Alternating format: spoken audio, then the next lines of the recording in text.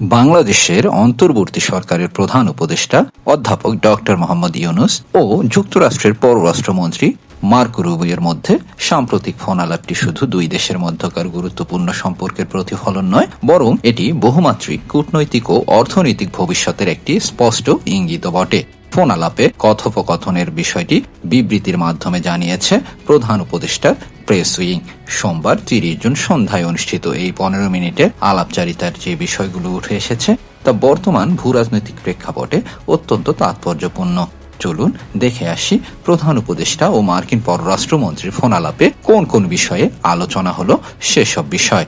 টেলিফোনে কথোপকথনের পর মার্কিন পররাষ্ট্র মন্ত্রণালয়ের মুখপাত্র ট্যামি ব্রুস বলেন, যুক্তরাষ্ট্রের পররাষ্ট্রমন্ত্রী রুবিও ও বাংলাদেশের অন্তর্বর্তী সরকারের প্রধান উপদেষ্টা ডক্টর ইউনূস যুক্তরাষ্ট্র ও বাংলাদেশের মধ্যে অর্থনৈতিক সম্পর্ক গভীর করা এবং ইন্দো প্রশান্ত মহাসাগরীয় অঞ্চলে নিরাপত্তা ও স্থিতিশীলতা বৃদ্ধির জন্য তাদের যৌথ প্রতিশ্রুতি পুনর্ব্যক্ত করেছেন। প্রধান উপদেষ্টার প্রেস উইং থেকেও জানানো হয়, ফোন কলে দুই পক্ষের স্বার্থ সংশ্লিষ্ট বিষয়গুলো নিয়ে আলোচনা হয়েছে, যার মধ্যে আছে যুক্তরাষ্ট্রের সঙ্গে বাংলাদেশের বাণিজ্য, চলমান সংস্কার প্রক্রিয়া, গণতন্ত্রের রূপান্তর প্রক্রিয়া, আসন্ন সাধারণ নির্বাচন ও রোহিঙ্গাদের ত্রাণ বিষয়ে।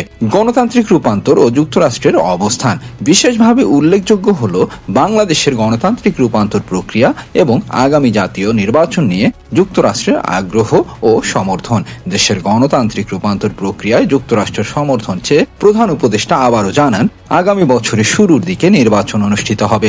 অন্তর্বর্তীকালীন সরকার ও রাজনৈতিক দলগুলোর মধ্যে চলমান সংলাপের হাত ধরেই দেশের রাজনৈতিক প্রক্রিয়ার জন্য অত্যাবশ্যক সংস্কারগুলো উঠে আসবে বলে তিনি উল্লেখ করেন। রুবিও বাংলাদেশে চলমান সংস্কার প্রক্রিয়া ও আগামী বছরের শুরুতে নির্বাচন আয়োজনের উদ্যোগের প্রতি সমর্থন জানান। অর্থনৈতিক সম্পর্ক ও বাণিজ্য প্রসঙ্গ। বাংলাদেশ যুক্তরাষ্ট্র বাণিজ্যিক সম্পর্কের প্রসার, বিশেষ করে শুল্ক আলোচনার বিষয়টি এই আলোচনায় গুরুত্বপূর্ণ স্থান দখল করে। যুক্তরাষ্ট্র বাংলাদেশের সবচেয়ে বড় রপ্তানি গন্তব্য এবং রেমিট্যান্সের উৎস। এই প্রেক্ষাপটে দুই পক্ষের মধ্যে শুল্ক বিষয়ে অগ্রগতির আশাবাদ কেবল অর্থনৈতিক সুবিধার কথা নয়, বরং একটি দীর্ঘস্থায়ী কৌশলগত অংশদারিত্ব গঠনের ইঙ্গিত বহন করে। পাশাপাশি বাংলাদেশের উপর আরোপিত শুল্ক 90 দিনের জন্য স্থগিত করার অনুরোধে ইতিবাচক সাড়া দেওয়ার জন্য মার্কিন প্রেসিডেন্ট ট্রাম্পকে ধন্যবাদ জানান প্রধান উপদেষ্টা। রোহিঙ্গা সংকট ও মানবিক সহযোগিতা। রোহিঙ্গাদের প্রতি ওয়াশিংটনের নিরবিচ্ছিন্ন সমর্থনের প্রশংসা করেন প্রধান উপদেষ্টা। 2017 সাল থেকে রোহিঙ্গাদের জন্য সর্বোচ্চ মানবিক সহযোগিতা দিয়ে আসছে যুক্তরাষ্ট্র। রোহিঙ্গা প্রত্যাবাসনের সম্ভাবনা আগের যে কোনো সময়ের তুলনায় বেশি বলেও মন্তব্য করেন তিনি, যা নির্দেশ করে যে ঢাকা কূটনৈতিকভাবে ব্যাপক তৎপরতা চালাচ্ছে। যুক্তরাষ্ট্রের সমর্থন এ প্রক্রিয়াকে আরো বৈশ্বিক স্বীকৃতি দিতে পারে। ভূরাজনীতি ও ইন্দো প্রশান্ত কৌশল।